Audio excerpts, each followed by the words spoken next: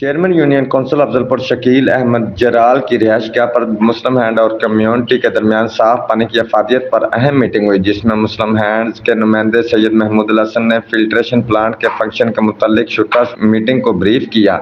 شرکا میٹنگ سے خطاب کرتے ہوئے چیئرمین یونین کونسل افضل پور شکیل احمد جلال نے کہا کہ صاف پانی اللہ تعالیٰ کی بہت بڑی نعمت ہے۔ صاف پانی استعمال سے بے شمار بیماریوں سے بچا جا سکتا ہے۔ مسلم ہینڈز نے آزاد کشمیر میں جگہ جگہ پانی کے فلٹریشن پلانٹ نصب کیے ہوئے ہیں۔ عوام الناس کو چاہیے کہ وہ ان فلٹریشن پلانٹ سے استفادہ حاصل کریں۔ مسلم ہینڈز نے نہ صرف فلٹریشن پلانٹ نصب کیے ہیں بلکہ بہترین آفٹر سروس مہیا کر رہے ہیں۔ کمیونٹی کے لیے بہترین خدمات پر مسلم ہینڈز کو خراج تحسین پیش کرتے ہیں اور اپنی جانب سے ادارہ کو ہر طرح کے تعاون کی یقین دہانی کراتے ہیں۔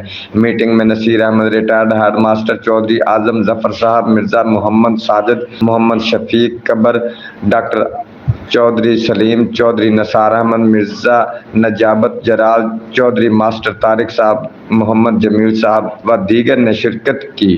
آخر میں کوٹلہ جنگیہ میں نصب فلٹریشن پلانٹ کی دیکھ بھال کے لیے متفقہ رائے سے 7 رکنی دیہی کمیٹی تشکیل دی گئی۔